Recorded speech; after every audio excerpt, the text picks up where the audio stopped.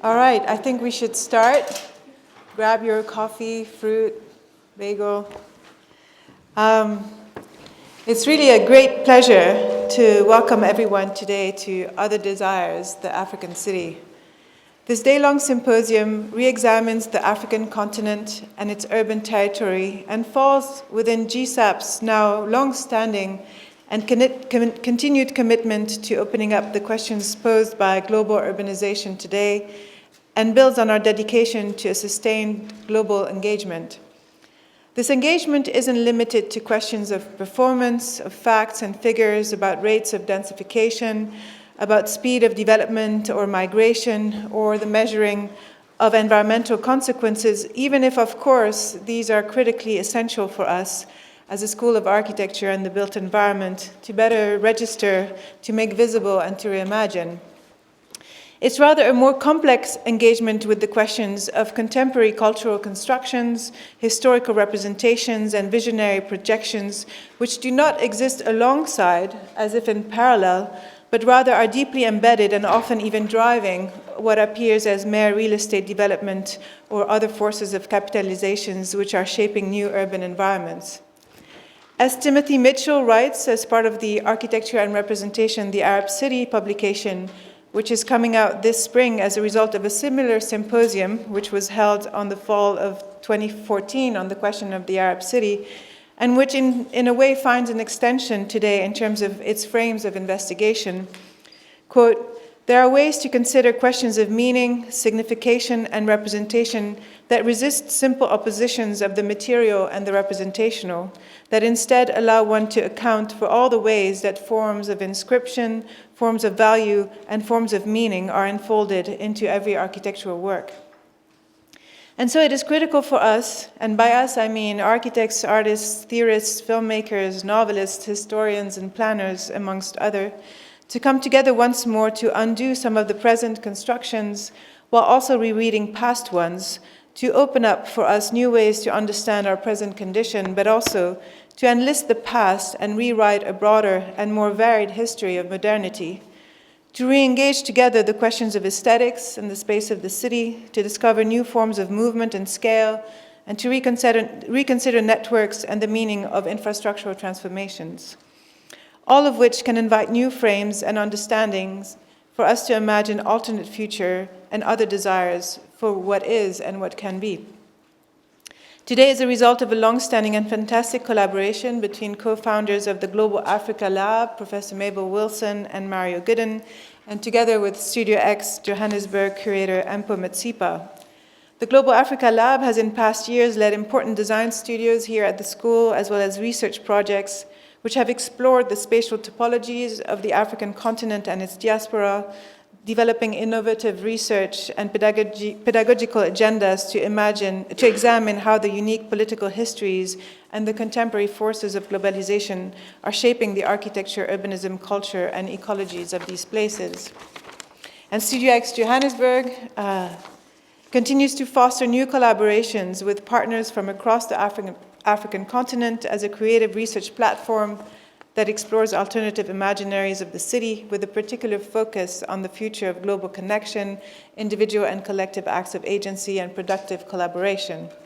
And so thanks to Mario, to Empo, and to Mabel, represented today at the conference are the Barnard Department of Anthropology, the Department of Middle Eastern, South Asian, and African Studies, MESAAS, GSAPP, as well as universities from around the US, including the New School, the University of Delaware, the University of Buffalo, the University of Indiana, Bloomington, and presenters from cities throughout the world, Basel, Dakar, Cape Town, Cabo Verde, Côte d'Ivoire, Luanda, Johannesburg, and more.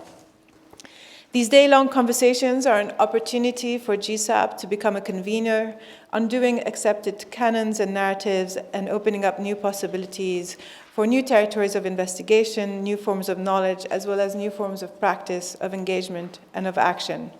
And so now I'd like to introduce one of the stars of the day, if not the star, Mpo Mtsipa, who we've been really, really thrilled to have amongst us for the past 2 years, teaching here a seminar on the question of the African city as an adjunct professor. She's also a research scholar when she's not present here, working in Johannesburg amongst other cities, and is also a researcher at the Wits City Institute in South Africa. Briefly, she received her PhD at Berkeley, titled The Order of Appearances, Exploring the Entangled Geographies of Urban Informality, Urban Redevelopment, and the Politics of Race, Gender, and Aesthetics in Johannesburg's Inner City. So you can see it's building up, and it's building up towards a new book that she's working on. So please welcome Mpo Mtsipa.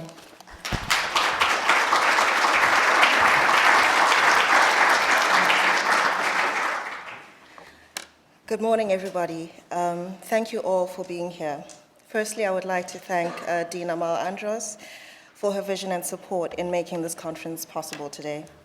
This is not an isolated event, as Amal rightly points out, but rather a continuation of a conversation that she championed, which she began with the Arab Cities Symposium last year. I'm also very thankful to my co-organizers and colleagues, Mabel Wilson and Mario Gooden, through their efforts both at GSAPP and through Global Africa Lab in South Africa and various other African cities, for really sort of encouraging and supporting ongoing research and experimental work in African cities. I'm very fortunate to be part of a faculty and an intellectual community that takes relational conversations between cities in the global north and cities in the global south seriously.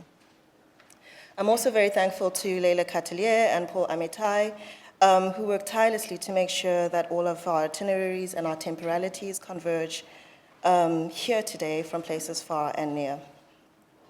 Today's conference, titled Other Desires, the African City, does not seek to, a unified understanding of all cities in Africa. Rather, this conference challenges the African city as a construct in the tradition of strategic essentialism. In this challenge lies an invitation to explore other languages through which to interpret how Africans have historically served and continue to be agents in their own cities and spaces. It is also an invitation to revisit radical African imaginaries and desires about the future of cities at the turn of the 21st century. Historically, the question of desire and power in Africa has been rooted in colonial discourses on African people, resources, and territories. Representations of Africans as grotesque, uncivilized, hypersexual, and pathologically different were not only linked to an erotics of conquest and mastery, but were also inscribed in colonial narratives that sought to both destroy and effect a radical reconfiguration in African subjectivities, economic and social systems, and modes of knowing, making, and inhabiting spaces. Said's Orientalism laid the foundation for many post-colonial writers' explorations of how colonial epistemologies imposed a disciplinary order and a set of codifications that sought to domesticate difference. This imaginative geography legitimated a vocabulary and a set of representative figures that schematized vastly different locales. It also produced conceptual frameworks, languages, and conventions which prioritize Western-centric assumptions. Similarly, Cameroonian philosopher Valentine Mudimbe shows us how Western epistemological orders discursively produced African people and experiences as, and I quote, signs of something else, unquote. In both these cases, these operations imposed a limited vocabulary and imagery on an imagined other. In attempting to assimilate difference into a known frame of reference, the Orient, or in our case, the African city, becomes described as what Said says is a pseudo-incarnation of some great original they were supposed to be imitating.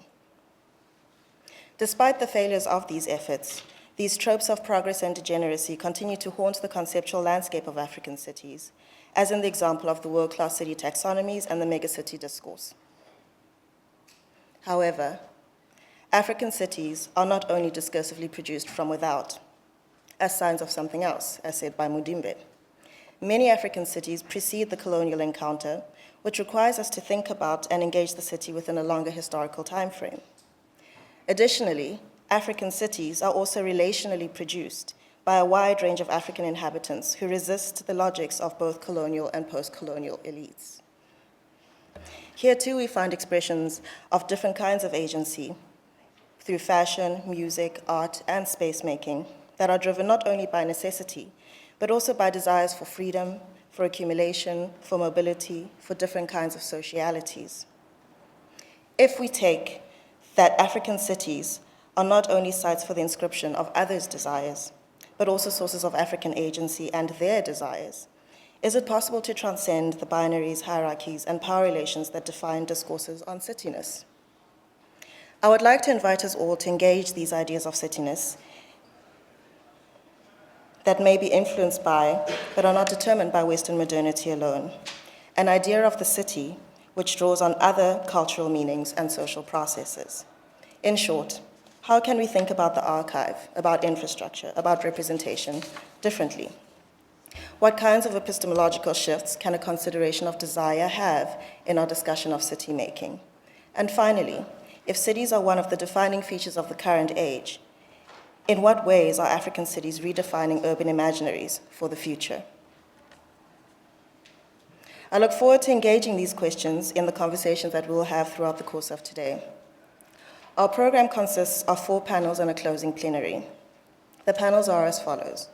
First, we will have a discussion about deep histories of modernity moderated by Professor Mamadou Diouf, and then questions of representation will be explored through a panel titled Imagining African Cities, New Directions. After the lunch break, we will discuss mobilities and social infrastructures. I now have the pleasure of introducing Professor Mamadou Diouf, who will introduce and moderate our first panel. Professor Diouf is the Leitner Professor in MESAAS and also the Director of Columbia University's Institute for African Studies. He has published widely on urban political, social, and intellectual history in colonial and post-colonial Africa. Professor Diouf is a member of the editorial board of several professional journals, including the Journal of African History, Psychopathologie Africaine, excuse my terrible French accent, Public Culture, and New National Histories in Africa, published by Margaret Macmillan. I would like to now invite Professor Mamadou Diouf and the panel on Deep Histories of Modernity to please come to the front of the stage. Thank you.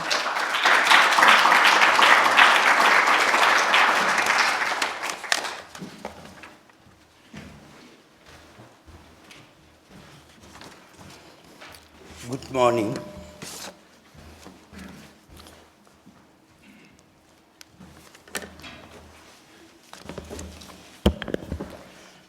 I would like to thank for her very generous introduction. I would also like to thank GSAPP for associating the Institute of African Studies to this very, very important discussion about African cities, but mostly about cityness in relation to modernity. And I think this discussion is providing an opportunity to introduce African phenomenon, ways in which Africa is produced by African actors and non-African actors in a space, epistemological space, which is a space in which what is being contested is the very idea of modernity, its materiality and its manifestation.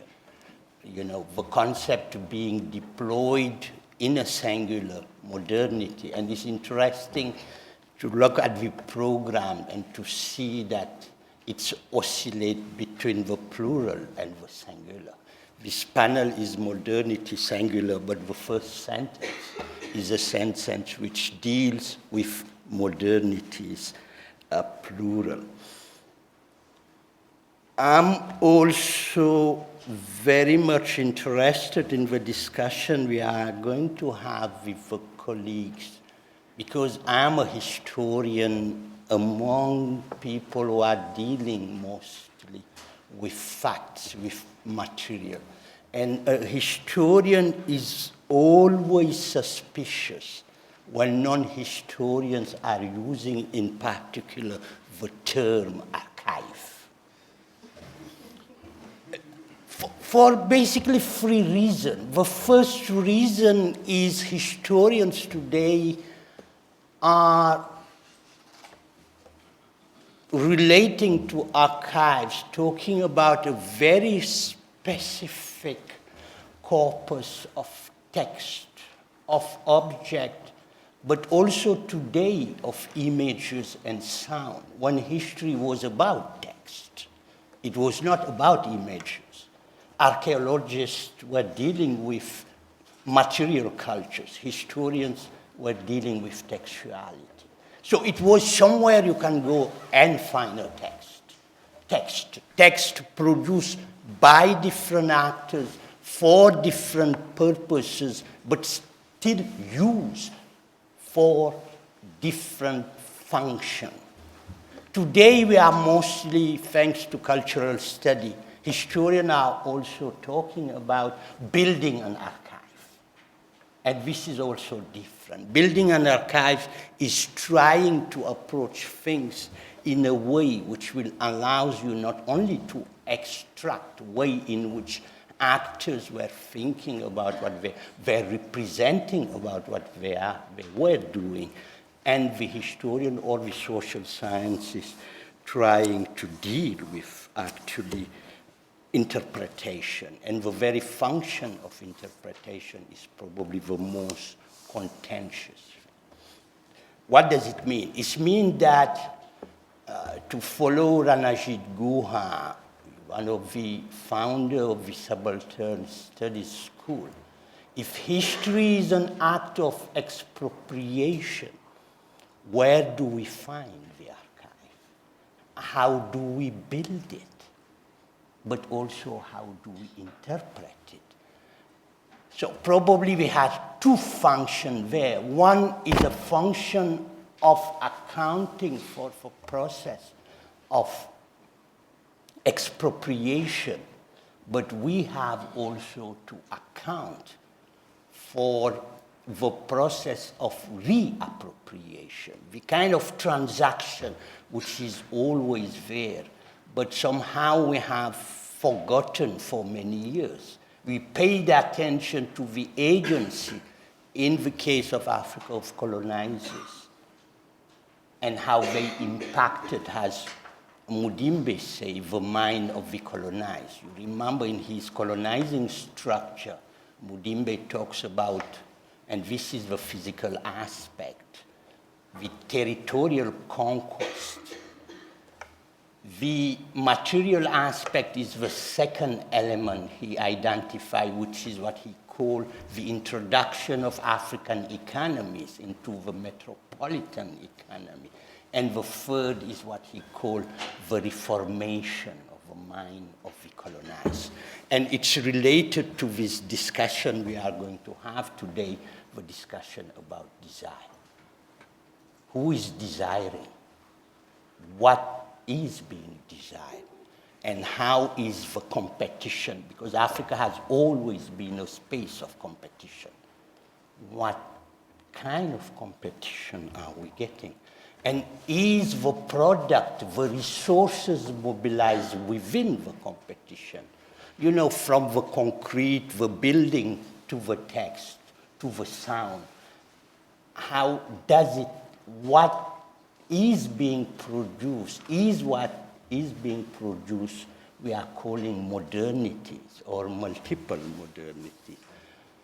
Bearing in mind that the very question we have to deal with, in particular in this panel, is precisely the nature of history. What do we think history is at a given moment? And who is deciding to qualify those processes? That trajectory has history. And again, what seems to be important is the issues of co-production, the issues of transaction. And for me, as a historian today, what is also important when we discuss desire from, for a better word, from an African perspective, to borrow a term from Senghor, but also from Césaire, which kind of ontology do we have to look at if we think that it is possible not only to circumscribe, but to identify and actually account for African desire and how they are reflected, they are represented both in what Poe has called cityness. So, for a historian, for me at least, I think that what we need to do is to look at the ways in which modernity / modernities have historically evolved in Africa. What urban constellation and conflict, aspiration, dreams and desire have actually shaped what Chatterjee called our modernity in order to advocate for a historical and actually social process which deal for what he called a general history of modernity, which is also a general history of universalism, which is a discussion which has been brilliantly conducted by one of my colleagues, Sheldon Pollock, comparing Western French modernity with Indian modernity. So this panel is and will debate how our African modernity is located in a general history of modernity. Do we have to use or do we have to keep using terms like alternative modernities, vernacular modernities, trying to find habitations of modernities? Do we have to reframe concepts such as universalism? And probably do we have to go back to a discussion which is an interwar and a post-World War II discussion, which is the discussion about communalities and differences between Africans, and Europe and European, as I say, manifested with Senghor, with Césaire, but also with Sheikh Anta Diop. And if cities are the space which are produced and are producing new thinking, how are African cities located in what Ed Glaser called the triumph of a city?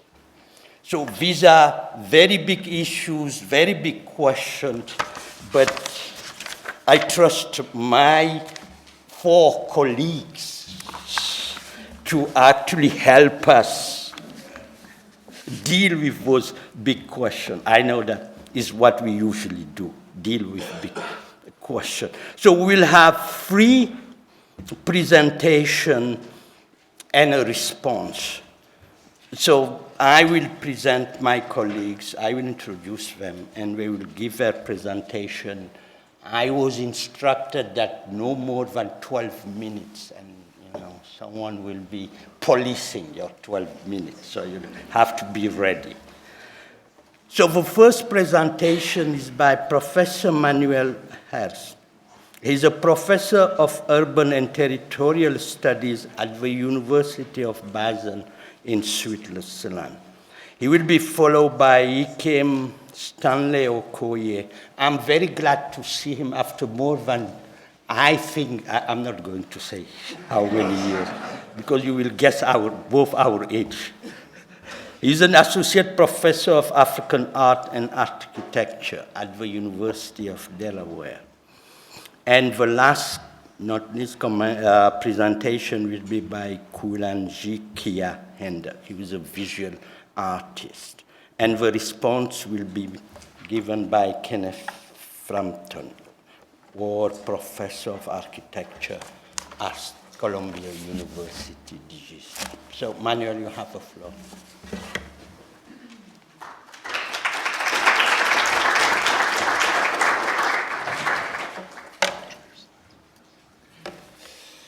Thank you. Thank you so much, Professor Diouf, for this wonderful introduction, and thank you, Amal, thank you, Mpo, and thank you, everybody at GSAPP, for this invitation. I'm extremely happy to be here. I have a huge challenge that you gave us, not only for the responsibility of covering these questions, but especially for keeping the time limit of 12 minutes. I think I need to talk very, very, very fast. I will speak about a particular building and an urban development project in Abijan or outside of Abijan. What you see here in this image, I think quite beautiful image, is Moshe Mayer, an Israeli architect slash investor who is just presenting the master plan of the so-called African Riviera on the compound of the Hotel Ivoire, both of which he is the investor and partially architect of. But I want to frame this project, both the building and the urban master plan, within a wider, let's say, notion of modernization processes that took place in Abijan, a city that in 1933 became the capital of the Côte d'Ivoire, underwent very classical, let's say, modernist urbanization and transformation projects, such as here in the 1940s, up to the 1970s and 80s, but also frame it in a wider context of modernist architecture, late modernist architecture, that was constructed in the 60s and 70s during the time of the decolonization period, and this would be my thesis, that kind of participated in this nation-building project that took place. And an amazing oeuvre of architecture was created there, such as the Kenyatta International Conference Center, that kind of speaks of this internationalism, international trade fairs that brought the world towards Africa, to Dakar, for example, in this amazing masterpiece of modernist architecture just outside of Dakar, or centers of academic excellence, as was created in Ghana, such as the one in Knust, in Kumasi. But one typology, architectural typology, kind of stands out, and that's the architectural typology of the hotel.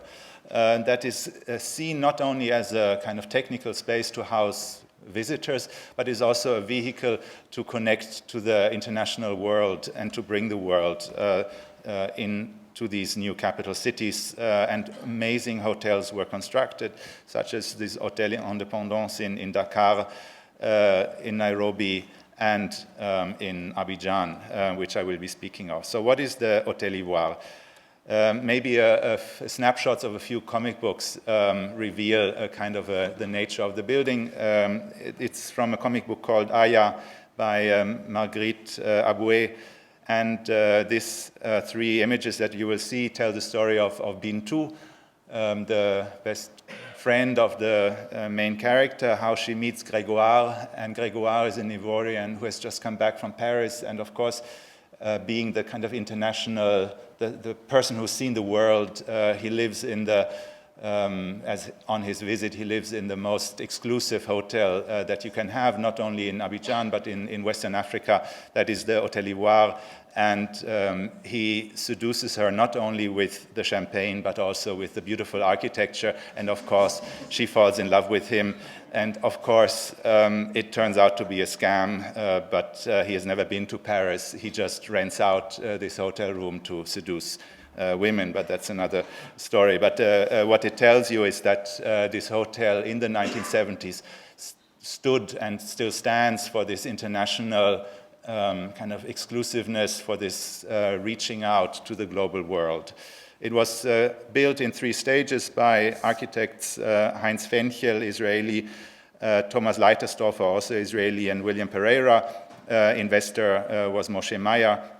And it was really creating this kind of island of modernist exoticism that you can see here of then contemporary photographs. And the sketches, the architectural drawings of Heinz Fenchel also speak of this exploration let's say, trying to explore a new exotic modernism, for the lack of a better word, that go quite crazy.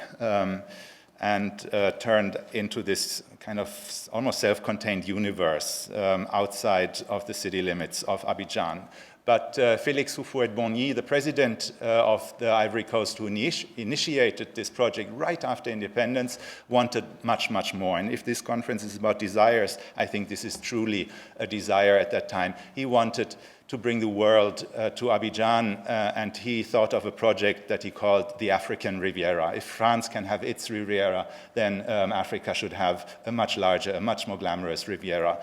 And it was, again, a master plan by the same actors, by Moshe Meyer, Thomas Leitersdorfer, and William Pereira, which very thoroughly set up an idea of a new city that lies outside of the city limits, but the master plan starts off with this image, and for me this is very indicative and something very beautiful because it puts Abijan in the center of the world. And that's a kind of a mode of thinking that is for us very uncommon maybe nowadays, but to position Abijan as the center of the world, reachable by airplane within a few hours from any other city. Paris is at the fringe, New York is at the fringe, it is Western Africa that is positioned in the center of the world, is a major statement and speaks of this optimism at that time. And this shows, I don't know if I can point here, yes, the African Riviera in relationship to Abijan, Le Plateau, and the other neighborhoods, and the Hôtel Ivoire here. And maybe there's also a reference to this, let's say, modernist trope that was very strong in Africa, in city urban planning in Africa, of kind of displacing urbanities, of founding new cities just outside of the old city. We know this from master plans by, for example, Henri Prost in the Moroccan cities that he designed in the 1910s and 1920s. But especially in the Ivory Coast, I think this is very, there's this kind of theme or trope as the Ivory Coast had about 5 capital cities. Oops, 5 minutes left. And this kind of constant displacement of power. The master plan is very thorough in dividing up different layers of infrastructure, of traffic systems, of public transport that are also quite experimental, that somehow reference also the amusement parks that were created at that time.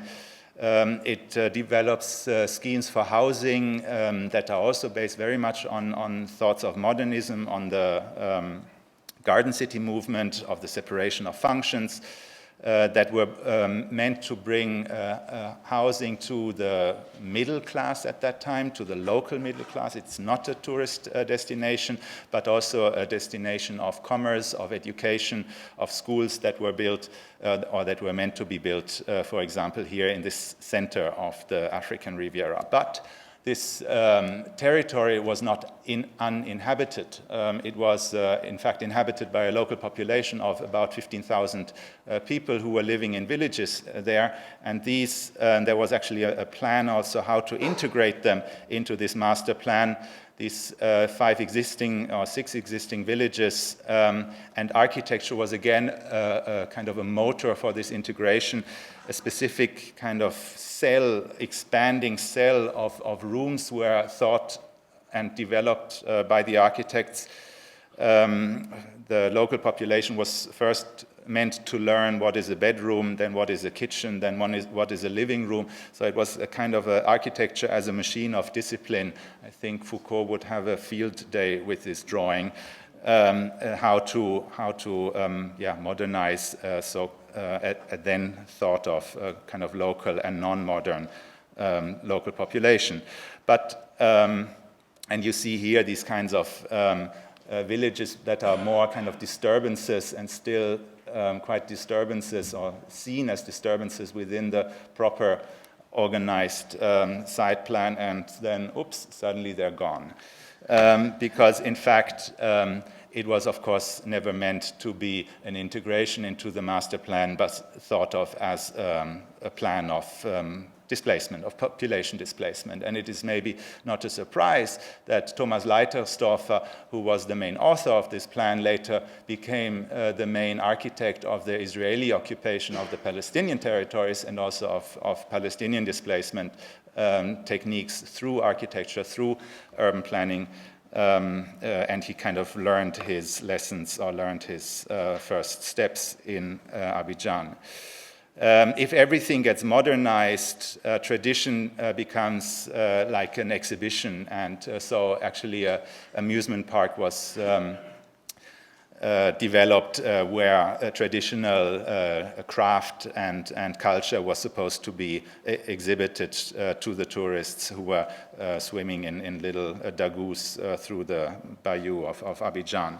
The whole thing never materialized. It did materialize both for economic reasons and because the political shifts. Israel was not seen as a friend anymore after 1973 and was thrown out after the Yom Kippur War. But Hotel Ivoire lived on and lived on very successfully. It became the center of many conferences, many political events took place there.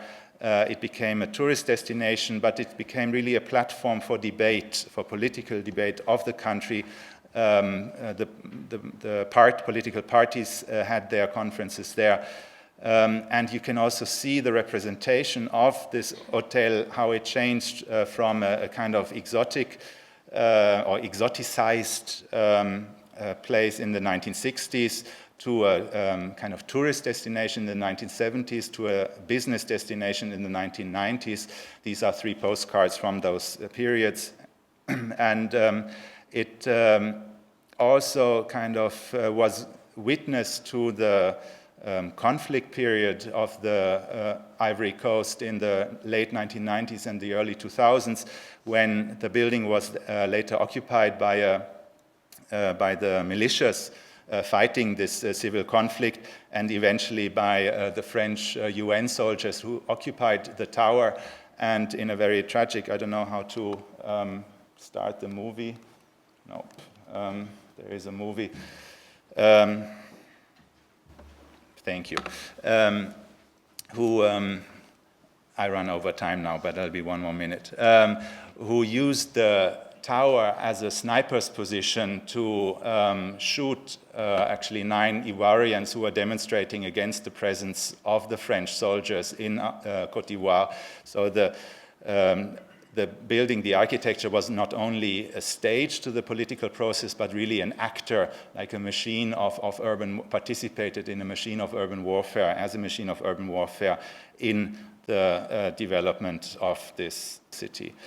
11 and tries to link back to innovated very beautifully. Summing up, one could say ego, or one could see to the political development. It tells a story, a political story. Use in a way the way to trace, reread the history of, and striking that it is that positions this kind of national identity after decolon. A hotel that is a transit national museum building, or not any other, that it is a hotel that occupies the central independence. Thank you for your attention.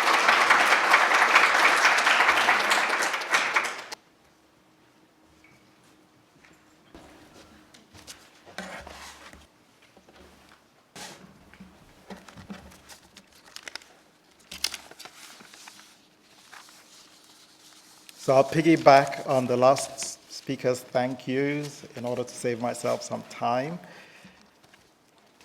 But I might also connect my own presentation to his by stating very briefly that if the last paper was about the desires of maybe the elite, what my talk will try to do is indicate that there's a kind of class divide occurring in all such spaces, and that desires in the African context are never simply about any single class's own view of what is desirable. So just to help you make that connection.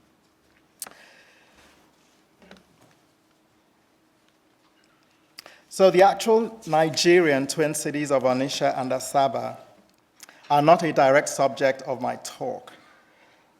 Nevertheless, it was to this inland Niger River town that suavely modern, somewhat aristocratic, half American but British anthropologist Sylvia Leith Ross arrived in 1937, fresh from Paris's Montmartre, where she had enjoyed the company of avant-garde artists. To travel from Montmartre to what at the time was a small colonial African town up a major equatorial river likely anticipated an experience like those imagined by Conrad's Heart of Darkness for the Congo. She is soon writing back to her friends in Paris and London, indeed, but we are surprised by the commentary. And I quote from one of her letters. "This Onitsha is too much for me. Too many new aspects. I can't assimilate them quick enough or sort them out. I have had the visit of a Nigerian architect this morning in tweed coat and white duck trousers. One does not expect English-speaking architects at 10 o'clock in the morning in inland town. My overcrowded mind cannot make room with sufficient speed for all these impressions." Onitsha and its twin city of Asaba invented the very idea of modernity as far as their neighbors were concerned, rapidly establishing a reputation from the late 19th century in photography, history of real property, literature, art, music, urban planning and architecture, and latterly film and video. Certainly the city's sustained reputation, sometimes unsavory, inspired Nobel laureate Clézio's 1991 book, Onitsha. The city became central also to Nigeria's booming Nollywood film industry. Surprisingly, now that history has also recognized its unfamiliar cosmopolitanism, is that a dramatic inversion has occurred in the city's 21st century global repute. No longer a site of subversive new culture, Onitsha now serves as a kind of deprived subaltern among cities, referenced as, for instance, in a symposium held in Rotterdam in 2001, when pursuing new urbanist ideas, arguing the efficiencies of informality and of impermanence. Recast as underprivileged, Onitsha has, for instance, in transnational urbanism or transurbanism, been presented as a place that models and teaches of impermanence's inescapability as global contemporary's urban future. What has moved us from the Onitsha that produced Leith Ross's astonishment to its opposite in urban theory's Onitsha as a site performing a deprivational improv is the 1970s and 80s travelogue of the Polish journalist Ryszard Kapuściński, especially his book, Ebony. A chapter titled A Hole in the Road at Onitsha tells of the author's thwarted attempt to visit this town thanks to an impassable hole. He realizes later that because hundreds are stuck or slowed down their journeys to a crawl, instant customers have been created for traders, hawkers, sellers of water. Even restaurants and temporary hotels have sprung up. Kapuściński comes, in other words, to admire the spontaneous emergence of community in an otherwise blank space. For this instant city is not here because of an urban plan, and which, moreover, was just as likely quickly to disappear once it was no longer needed. Days later, among his Nigerian friends in Lagos, when he presents them with this tale, the only response he gets is that it's always like that in Onitsha. The banal idea of a pothole in an African road does not anticipate the powerful effect it was to have on our contemporary urbanist discourse. From the urban conceptions of Rem Koolhaas to the pedagogical experiments of Lars Sperrybrook, Kapuscinski's Onisha has been appropriated in unexpected ways. A greater shock is that Slovenian philosopher Slavoj Žižek uses it to explore the idea of the symptom and the ironies of its enjoyment, and that labor activists and critics in Britain used it too for their new understandings of protest, activism, street culture in the UK. And I just have a page from the front of this article. I would suggest, nevertheless, that in such venues, whether fielding urban design proposals or not, the discourse is underwritten by an inattentiveness to the issues faced and the desires of the majority population of certainly southern Nigeria, but of the global south megacities much more broadly. I will return to the matter later. It does all recall an earlier history, however. That modern urban and city planning, as well as its producing modernist architecture, did have a rather meteoric rise in the history of 20th century Africa. Indeed, post-World War II, one encounters more proposals for new African cities and reconfigurations of sectors of existing cities than encountered in the European and American spheres. A handful of its proponents were Africans trained abroad, but the vast majority were young Europeans. Initially, these certificate-wielding professionals were patronized primarily by colonial governments and European-owned businesses, and rarely by African patrons. At the dawn of independence, the scene changed as African patrons, in the name of the new republics, demanded for city halls, plazas, stadiums and monuments, malls, and large housing schemes. This proliferation, the spare aesthetics and rationality of modern urbanism can to us today seem like a normative fulfillment of a natural desire, the outcome simply of a road to civilization.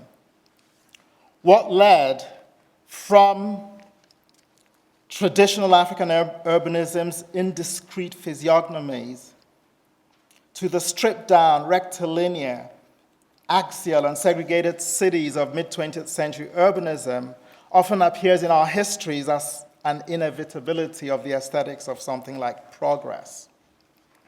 How it gained influence and supremacy is never really explained.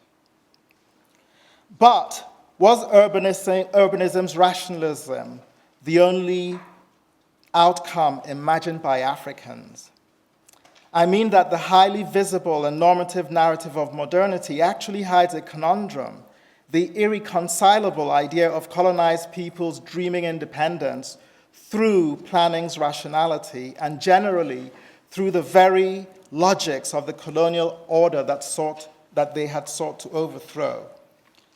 It just does not make sense to me, even in Barber's meaning of the mimicry, if we sort of assume that this is some kind of mimicry going on. But how have we sustained such histories? Since the 1960s, historians have grappled with the outcomes of the historical urbanist interventions. More recently, urban designers have grappled with the unexpected or unfamiliar modernities of these African cities. Although their interests are often about European cities, their accounts tend to see African cities as pathological or alternatively as signs of Africa's too hasty will to leave traditional urban forms for the new ways of being and sans nostalgia.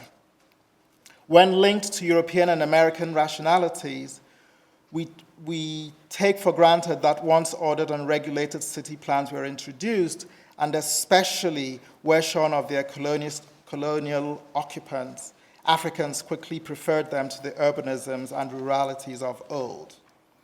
For how could that not be? After all, new urban contexts not only provided unimaginable economic opportunities, but laid initial claim to orderliness and hygiene.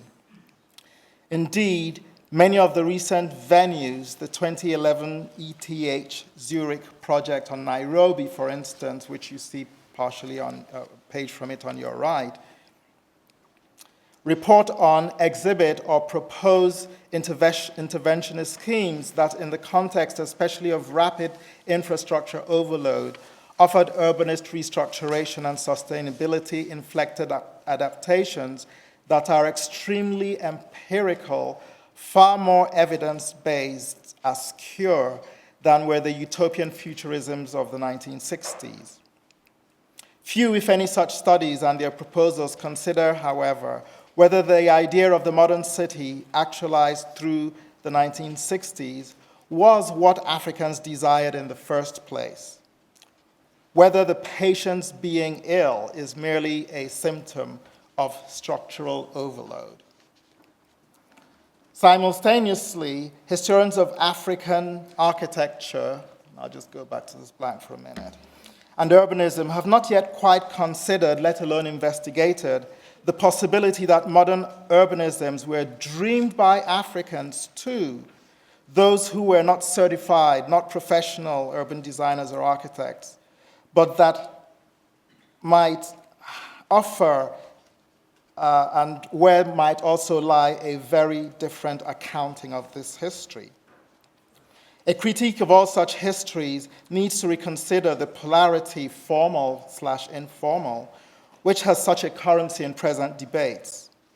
Of course, their oppositionality already engages aesthetics and visual preferences regarding the urban landscape.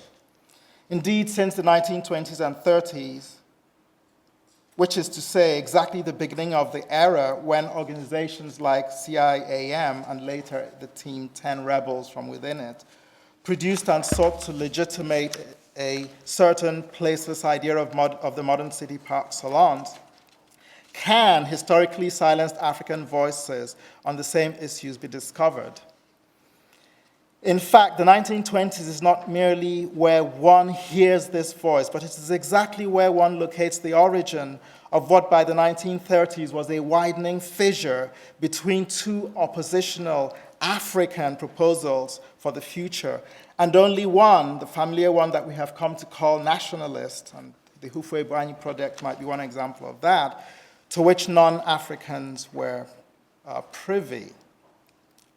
To show this, I turn to lower West Africa, 1920s and 30s Nigeria in particular, where significant engagements with city imagery by Africans developed, thanks in part to little-known bristling exchanges, not just with British or French colonials, but between native factions in places like Lagos, Cotonou, Porto Novo, and Accra on the one hand, and on the other, West Africa's large, educated, repatriate, so-called, populations, Creole, hence I'll simply use that term as a misnomer, but to save time, with adult origins in Brazil, Trinidad, Jamaica, Cuba, and the United States.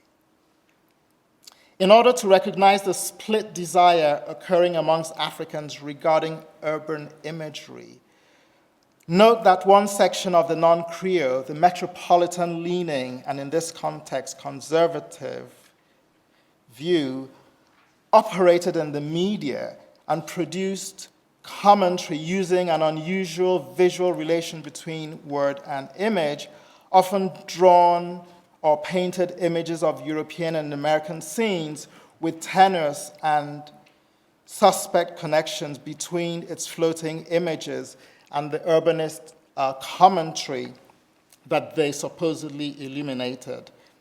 A 1937 issue of the West African Pilot, and this is from a much later period in the 1950s, has thumbnail architectural drawings of the arched interior of a medieval building, very much like the image on your right, set within a Christian miraculous narrative featuring Dutreville and D'Artagnan of the proto-revolutionary Three Musketeers, of course.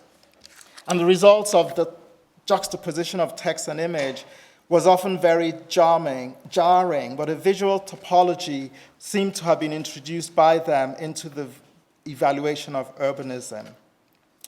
We can access a more telling engagement of this idea via a non-illustrated commentary in the February 11, 1938 issue of the same newspaper, and where its aestheticism is embedded in the text itself. The commentary by when did that go over time? It's blinking at me. By non-Creole Onitsha originated journalist and paper owner Nnamdi Azikiwe, later leader of the metropole-oriented wing of the nationalists, known as the Zikists, concern a then recently revamped Okrika, an 18th century town located near the 1910-11 founded new city of Port Harcourt. In any case, Azikiwe's 1938 commentary narrates that. So here I'm going to do something just to save time. I'm going to read the quote from the newspaper, and I'm going to skip right over to a very brief description of the context to the view expressed here, and then read a very short conclusion. So the paper says in its text, a weekend party from Port Harcourt consisting of Agwan Azonwu, J.G. Enrelo, S.C. Chukwude, C.S. Iro Soanya, and F. Ogugwa Ara visited Okrika last Saturday on excursion. They were taken round the town by a son of the soil. Amongst the many interesting places visited by them were St. Peter's Church, the Native Authority offices, the Kalio compound, Ogoloma village, and the late Chief Daniel Kalio's monument. The party, which were highly impressed by the locality of the town, particularly its sanitation, returned in the evening. They proposed extending their sightseeing trips to Bonny and Degema at an early date. So in the extended version of this paper, what I do is simply argue that here we have Nigerians, non-Creole, you can tell that by their last names, sort of conducting an activity very much like sort of the French petit bourgeois might be promenading and taking excursions to the suburbs of Haussmannian Paris in the late 19th century.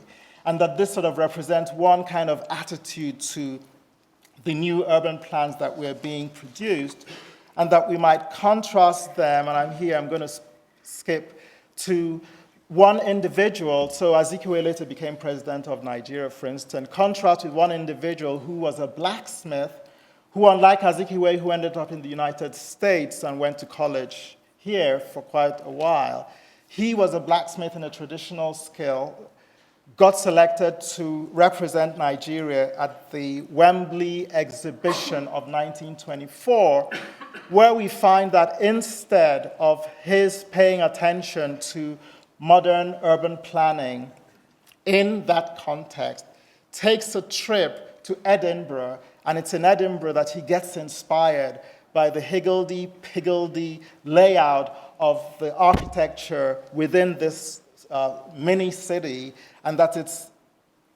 those ideas are what are for him modern, that he then brings back to Nigeria in producing his building, which really begins to argue, and I sort of speak about it as an archive, really begins to argue for a very, very different possibility for modernity into the future, meaning that within the world of what was already present, the kind of labyrinthine structure of streets, the irregular size and shapes of plots in which one might build, that he was sort of really imagining a future city in which the individual and the individual's expression of their own individuality might be very, very different from what I'm sure for him was the sort of crazy idea that in order to be modern, you strip yourself of your individuality in order to inhabit the very regularized, nondescript forms that were the planning tropes of new urban planning that became the victorious form later. And basically, I then suggest that we need to sort of return to individuals like him, because in some ways, many of the ideas that are presently at the center of our discourses in terms of the idea of the formal and the informal were already proposed in the 1920s, and this is key because it's exactly when the producers of urban plans in the 1950s and 60s were honing their skills and their debates and their discourses. That in exactly that moment, there's a very, very different kind of conversation going on in Africa that we perhaps need to begin to recognize and deploy in the kinds of conversations we might want to have today. I'll stop here. And I don't know how much I went over, but...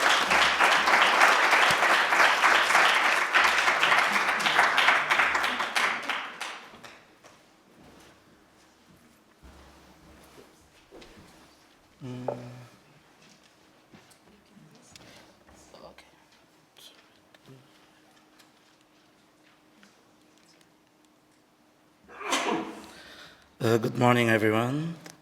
Well, my name is Kilwan Shkiahenda. I'm a visual artist, and I will show two projects that I realized 3 years ago, from 2013. Those projects are related with the city I am from, Luanda, the capital of Angola, and also the wish of my father of me becoming an architect. But thanks God, I could escape and enjoy the freedom of fiction. So I will start with the project Concrete Affection. I started thinking about this project in 2013. I was invited to do a short film about modern architecture in Luanda. And for me, it was important to, if I talk about modern architecture in Rwanda, the year of 1975 was a very special date, very special moment, because it was the Angolan independence.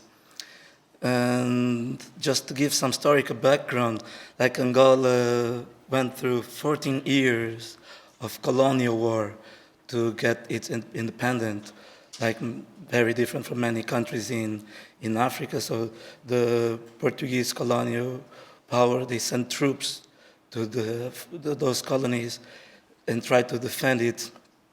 And so it took 14 years of battles to achieve this independence. So from 1961 to 1975.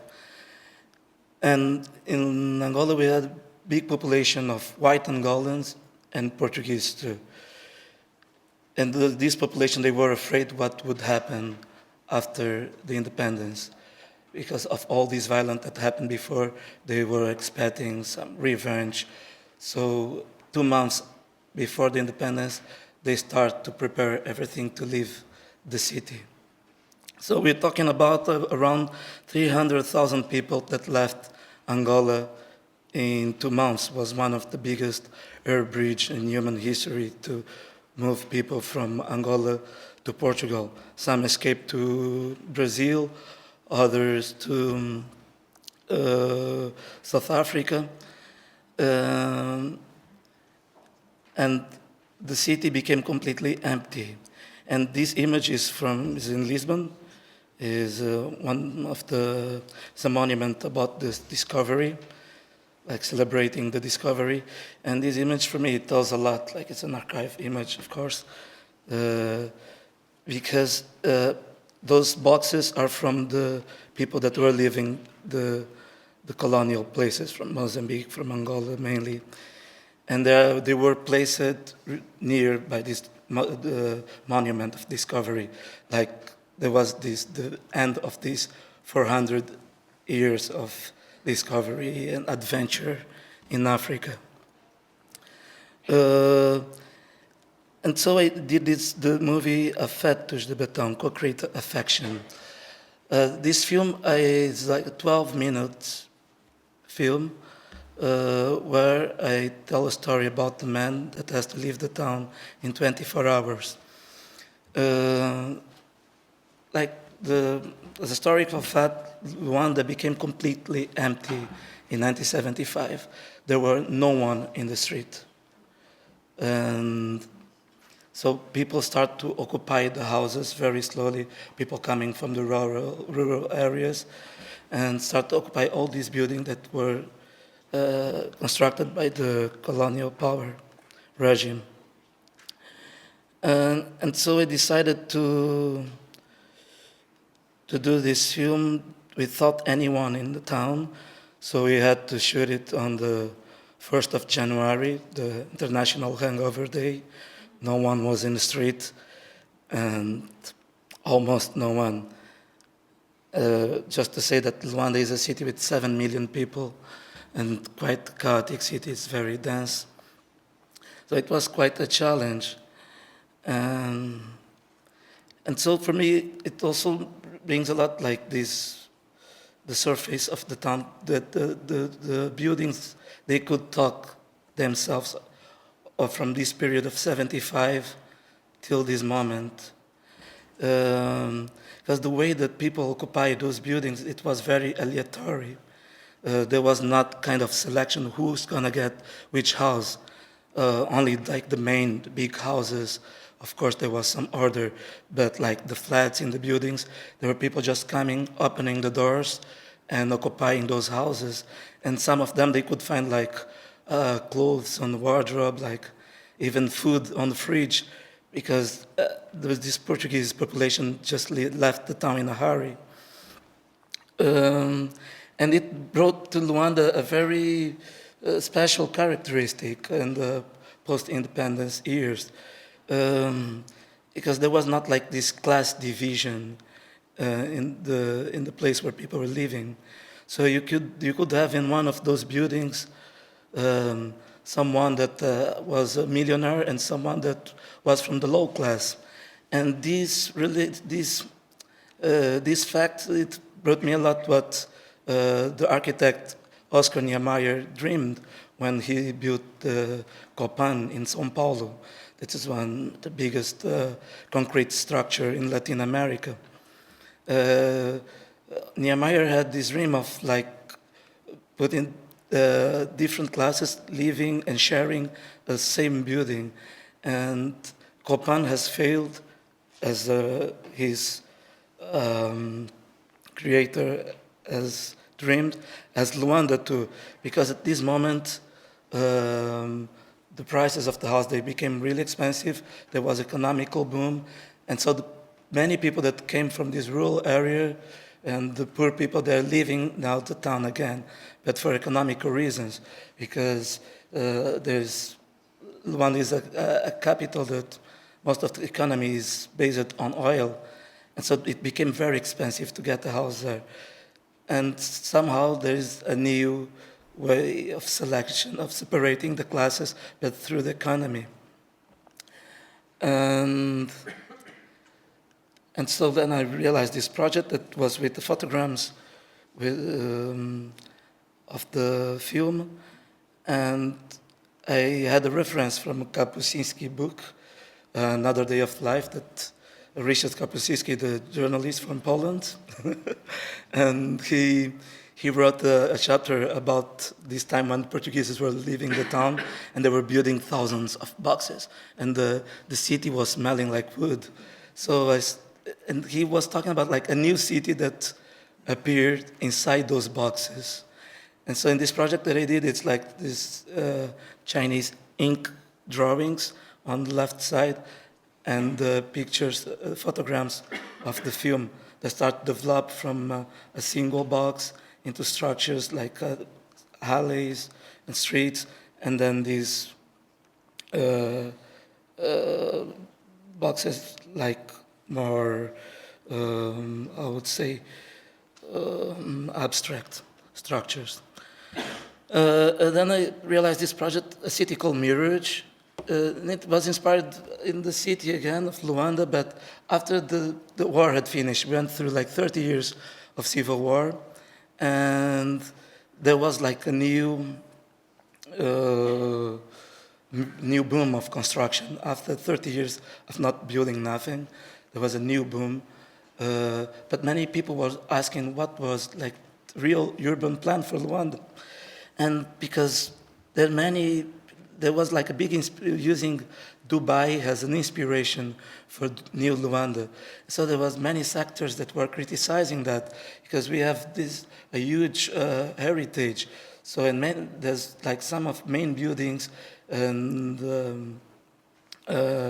like from the modern architecture, even from the classical, that had been demolished to build new buildings. And so I realized this project in Jordan, it's called Instructions to Create Your Personal Dubai at Home.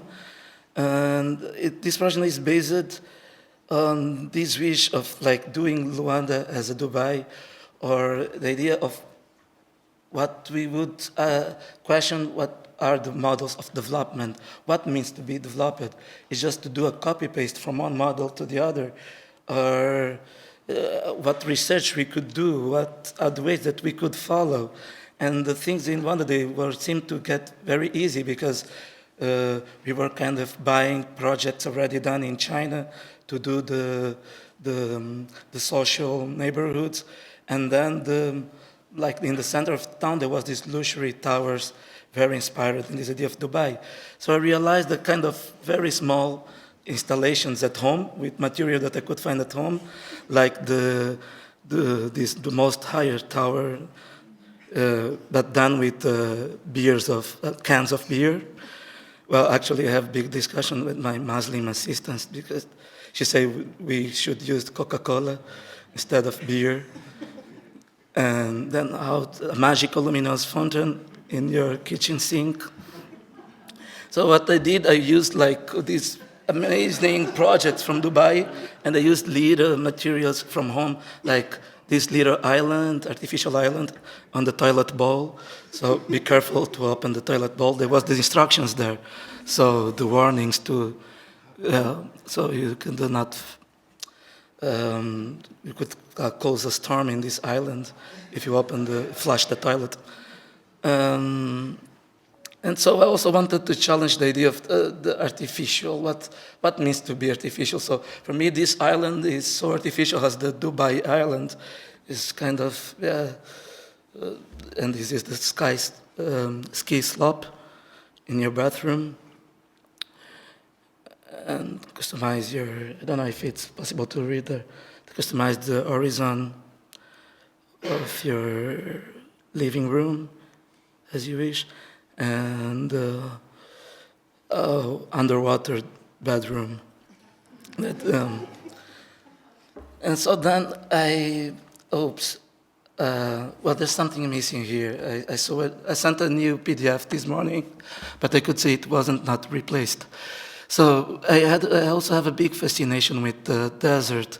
And once I was walking around the desert in Angola, in the south of Angola, and I found a big iron publicity, how you call that, like this? Sorry about my English.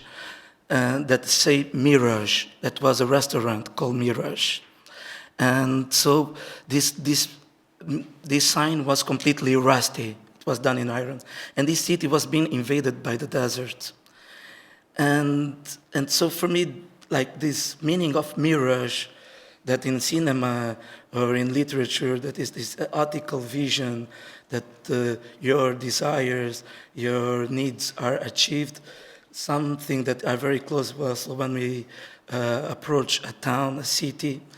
For me, was kind of a critic of all this capitalist system. And so I decided to build some structures in the desert that would look like buildings, but I didn't treat the iron, so they just could stay there and get rusty. But I used as an inspiration those drawings that you can see here. Where is this? The first drawing is from Chokwe, a culture in the east of Angola, and it's called the drawings, the sand drawings. So it's used by the storytellers. It's a very ephemeral drawing. So they do each drawing when like telling a story, like to draw a rabbit, to draw a monkey, but then they have to erase it to do the next one. And so for me, that was also a way to talk about cities, how they disappear, and how another city comes built on this same place. So there's some images of the structures, and so my time is finished. Thank you.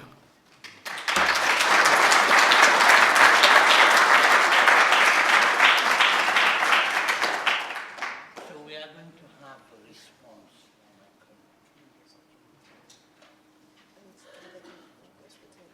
Yeah. I think you can go back to the table, yes.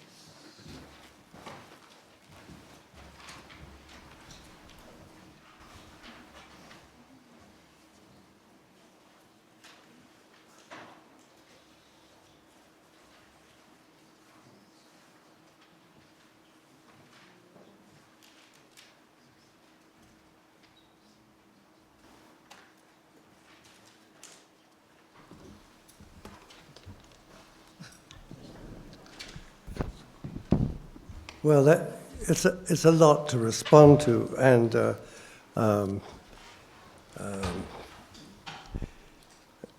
not so sure how to pitch it, but I think that one thing I would like to say is that, well, images are very important, I think, in all these presentations, and or almost all, and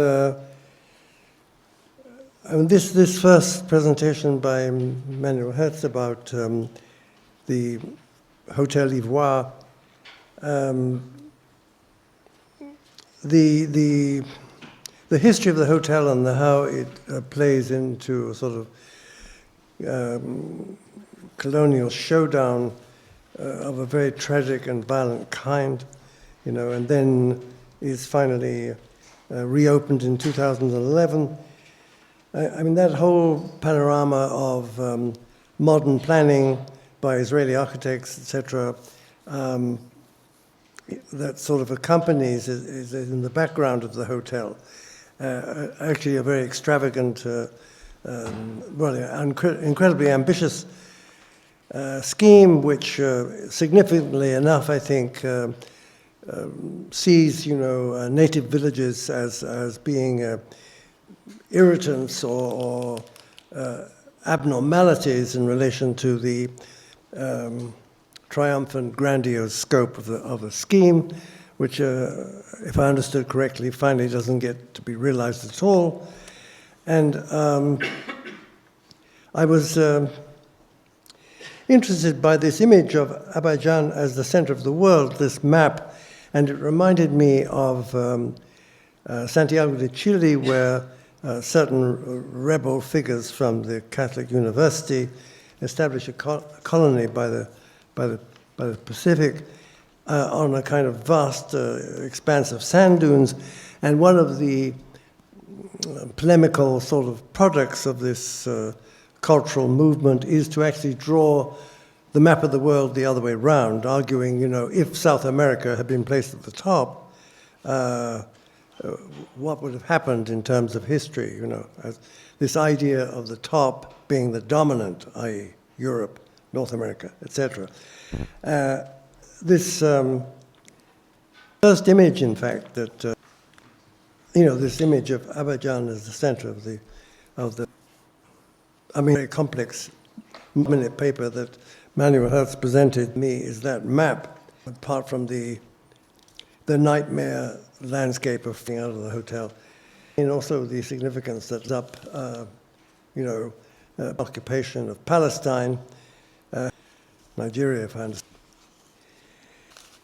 The list in Kim Stanley Okay's, I was particularly showed a plan by Max Locke, 65, for Kaduna, and comment this mixture of Europeans and architects trained abroad. I remember Max Locke when I was still a student in up-and-coming planner, mostly working out, many architects also working, Maxwell Fry, but the image there, image of Ibadan in time, where you aggregation of hide all covered. I mean, to see that image and think that it's not so long ago. And the story that can going to the Wembley mission, and then suburb, the mid-20s, to Edinburgh, inspired by the medieval, producing, well, it's not clear to me what he produced, individual house. Interest in me is the medieval pattern of Edinburgh and the described of 2009. They have a lot in common, I think. And these imagery, that could not have been produced modern world. It aggregated in the context of a quite different, and I think that the end of image of Abijan proves, but what kind of movement actually irrigate plan, and Korea, who is very much postmodern, maybe an inspirer of new urbanism, plan a village in England, which would of Poundbury, but when it came to this replication, regulations which of course were automobiles that didn't replicate the urban fabric. So many of these, to me, to be, what they have lying in them, logical conditions. And so about desire in relation, we also have to bear in mind what are the technologies, of course, above all in relation to people through urban conglomerations.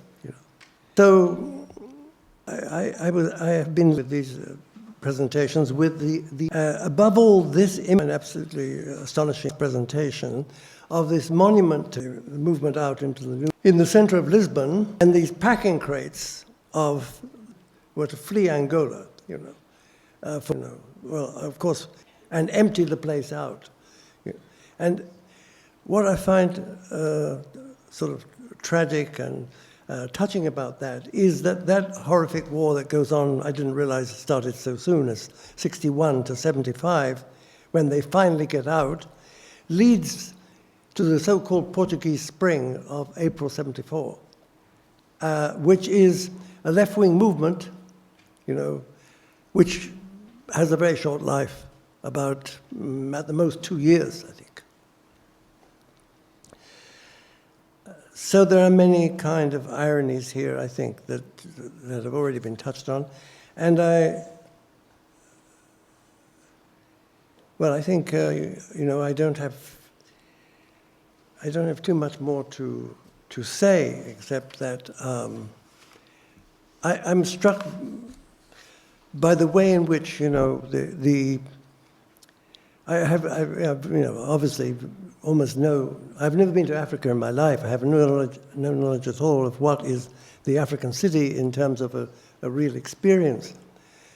But the one thing is clear, is that the Western cities are also in a state of total chaos, by the way, in case you haven't noticed, And in that sense, urban planning is a kind of joke. It's not possible to plan anymore, basically. The dreams of Max Locke, et cetera, or CM, or Team 10 for that matter, are not realizable. We simply don't know. We have no idea what we think we are doing. There is no. It seems to me we've lost completely the capacity to build cities. I'm talking about the West, and so I don't see why Africa should find it any more easy to build cities. By the way, or manage them for that matter. Under the system of global capitalism, none of this is very easy to carry out. And it has a bigger impact. Europe kind of saves itself to a certain extent because it has very solid historic cores. But I think the United States doesn't have these cores, and once you leave certain major cities in the States, it's degeneracy and chaos all over the place, completely failed cities all over the place. Detroit is just one dramatic example. So, you know, it's not an African problem, I don't think. It's a universal problem, subject to a universal system, global capitalism. I think, I don't have any more to say.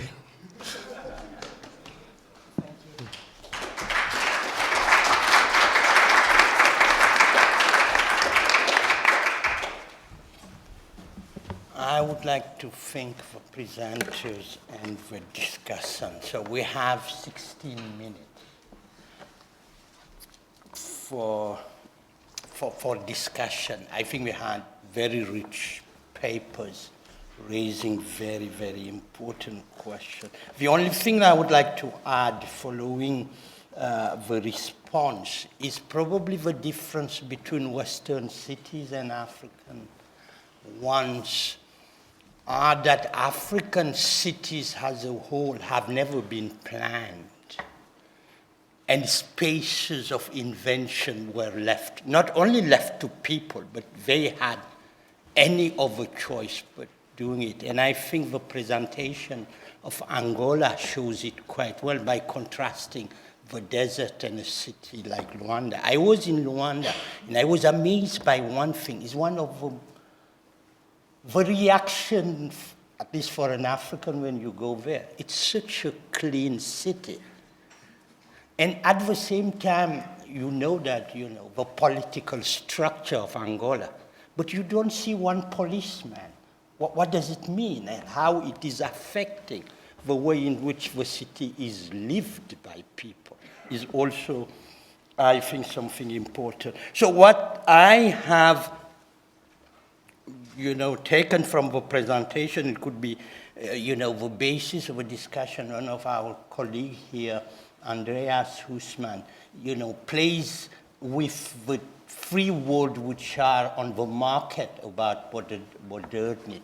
It is modernity, comparing the French modernity with the German term and also with the English term, and saying that in Germany and France, the term modernism is problematic as it is being used in this country. So it could be interesting to have a discussion about that, in particular in relation to the Riviera project, which shows quite clearly that the understanding of modernism, if you take Senghor and Houphouët-Boigny, is completely different.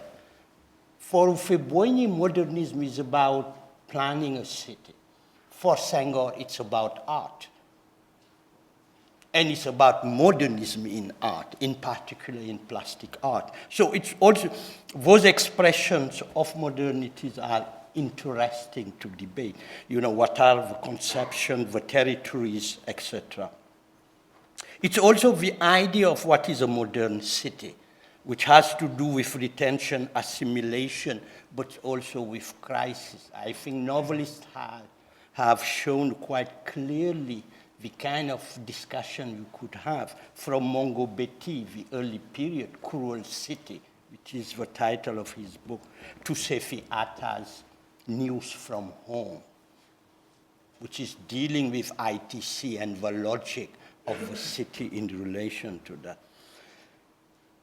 The presentation on Angola also shows something very interesting about concrete and concreteness, which is probably the most important material in the expression and the discussion about the modern African city, because it has to do with what he said, not only mirage, but it has to do with heritage. It seems that Sukarno said in the late 50s, when Indonesia became independent, and his friend, an architect, trained in Paris, you know, engaged in a discussion with him about modernizing, you know, cities in Indonesia, and asking him what to preserve. In particular, preserving an old building where he proclaimed the independence of Indonesia. His reaction was to say, no, we are not going to preserve anything. Why should we show our underwear? And this is the issue of mirage, and this is the issue of decentering and dislocating, is why, you know, the periphery becomes the center, because the underwear is destroyed. The underwear is no longer there to ensure a continuity. So I think these are the important elements when we are trying to, you know, narrate deep histories or extract ways in which narratives are constructed. But we are still in the same kind of narrative. You know, not only Abijan became a center, but today we see quite clearly that the logic of decentering is no longer about city, is no longer about, you know, plastic art. It's about sound. It's about music. One of the most important record of a Senegalese rap group is a title which is called that, you know, Paris and New York are the suburbs of Dakar. So the floor is open for questions, comments. Yes. I'd like to celebrate the many metaphors that you offered us to think about the complexity and fluidity of the African city. For example, the hole that will disrupt our trajectories, but will also open up possibilities for commerce and newer ways of socializing, or the mirage, Dubai in particular, which is a mirage in and of itself. Well, and perhaps the one that is more provocative to me is that of the Ivory Coast mirage, the African Riviera. It made me think about the many Rivieras that are also in the process of being created now in the current present in Latin America and the Caribbean. It is part of a very large project of land grabbing that may have started in the 60s with examples such as the one you offered, but that hasn't stopped. It continues very rapidly, considering that the tourist industry is one of the fastest, if not the fastest growing in the world, even today and even under an economic crisis. So the land grabbing project is not only constructing areas for tourism and new investments, such as in Porto Maravilha, Rio de Janeiro, but it's also now expanding very rapidly for large agriculture and for water grabbing all over the continent of Africa and Latin America. It is part of a project that hasn't stopped, that David Hartley has called the accumulation by dispossession. So it is not so much about the architecture, but about the land that sustains the architecture, where buildings can be not only sites of urban warfare because you can shoot people from them, but actually, you know, the entire land grabbing is a scheme of accumulation by dispossession. And there is a book that has just been published by a Brazilian scholar that is exactly called War of Places, that explains this phenomena. Thank you. Yes. Mabel. Three absolutely fantastic presentations, and I want to kind of maybe go to the question of the deep histories of modernity and to think about how all three of you work through the archive. And for me, the archive is always understood as the kind of primary, it's the primary repository. One can think of it in relationship to the nation. You know, the archive is necessary for the nation to produce its own origins. It's fundamental to the canon. It produces the narrative, right, that frames, let's say, modern epistemology. but I also think part of this question of the deep history is to recognize there are other modernities and other archives, and that city in and of itself serves as that. I think Kilhundi, I'm going to mangle your name, you really talked about how literally the building can tell its stories. And I thought, the project that you showed about how the city starts to reveal these other stories and other narratives to be incredibly provocative and fascinating. And so the city becomes a repository in some respects, but there are also repositories of cities that I think you all begin to mine, these other kinds of collections of stories, of images, of artifacts, of papers, of peoples that aren't necessarily within that kind of primary archive in a way. And I was wondering in that regard, how one begins to understand the sedimentation of temporalities within these other archives, right? Within these other repositories of time, where you find the blacksmith, right? Who's building another kind of understanding of the modern that's very different than, let's say, the nationalist modernism that you talked about, Ikim, or the storytellers that are making these beautiful diagrams that are part of another kind of collection, another sensibility of origin that isn't in the primary cultural archive of the museum. And I'm wondering, like, how you begin to think about temporalities within the archives that you're finding. Are they immediate? Are they deep? Are they brief? How do we relate to them and then begin to use them as part of our processes of writing histories, making art, building architecture? Thank you. One last question before coming back to the panel. Okay, sure. Well, for me, considering like the city itself as an archive, like the main concern for me as an artist, in which I found a parallel with the desert, was the emptiness. And because when I see many examples of many cities around the world as being built, but not with the final aim of providing a roof to someone, that is a vital need.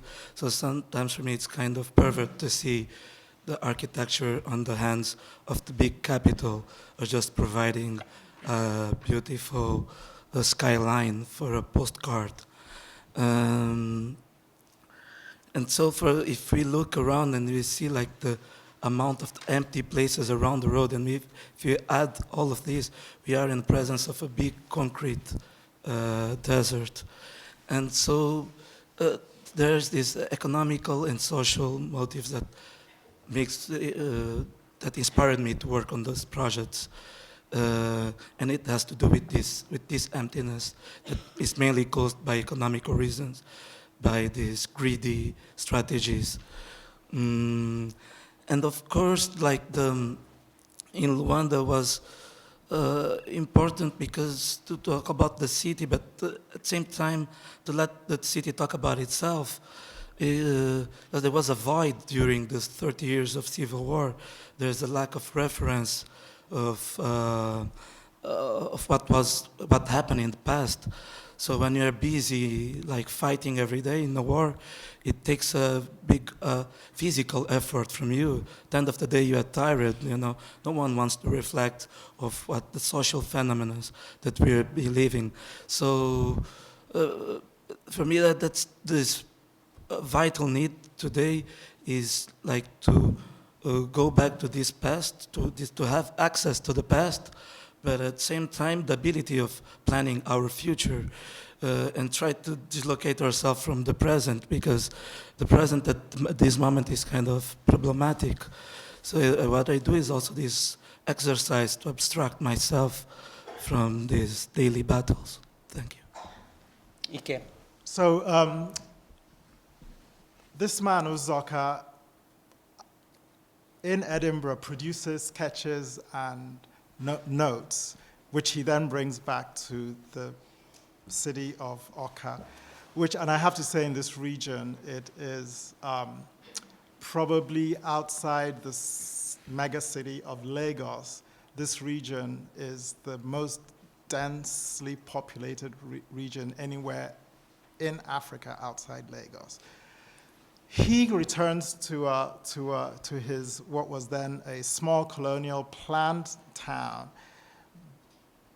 develops a little plot of land according to his view. And I think one of what I was trying to show in the photograph beside it is how, in fact, his idea expands so that the city of Awka is largely a city that is labyrinthine in that sense, but it's modern. And I think that sort of in relation to your question about the archive is the fact that, you know, there's one building and then it grows and it grows and it grows. So one could sort of see time layered over in that sense.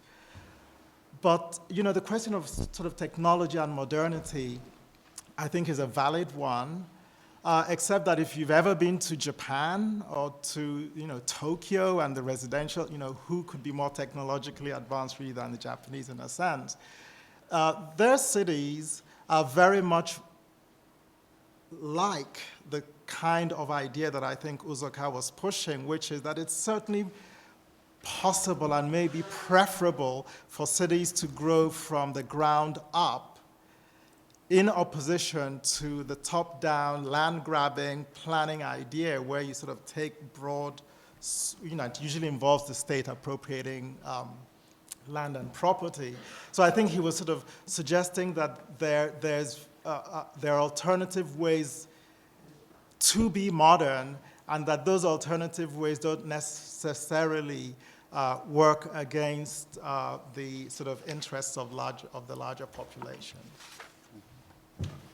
Manu. Yeah, thank you for all the comments. I agree with you that this map of Abijan in the center of the world is also for me was very striking.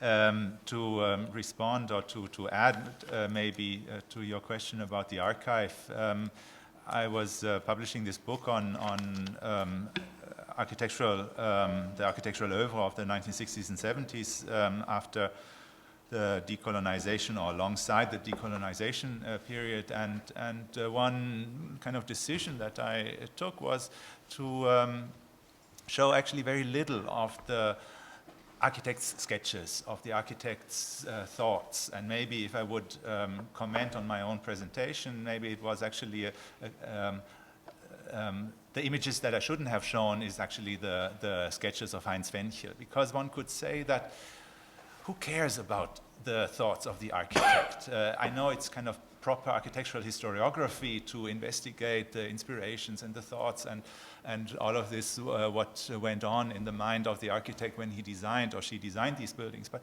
we could also say, who cares?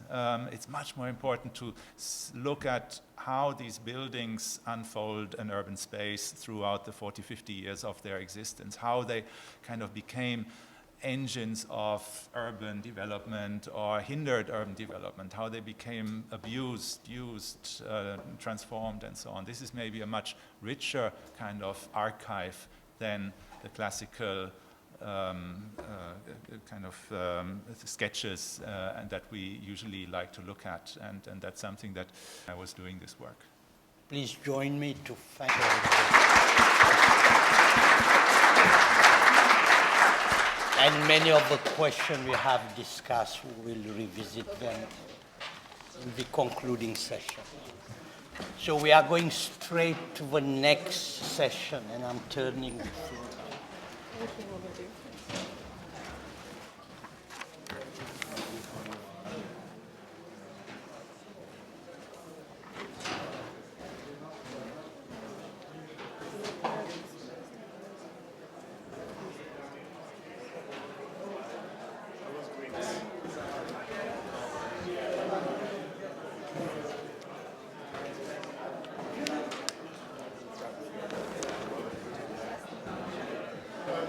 Okay. How long? It's not a break. Oh, is it? Are we on break? No break. Let's go right into it. Yeah. Okay. Yeah. If I can have your attention, please. We're going to move straight into the next panel.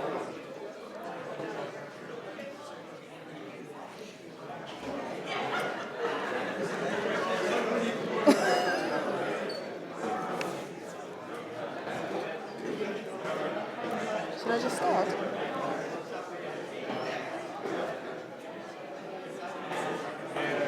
In 2 minutes or right now? People are having coffee.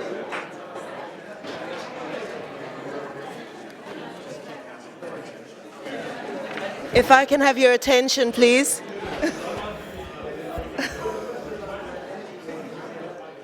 Is it on? It's on.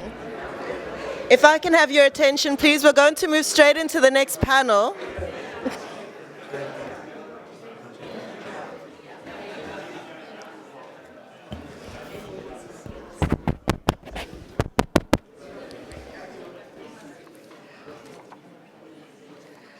Thank you very much, Professor Diouf, for moderating the last discussion. We're going to move into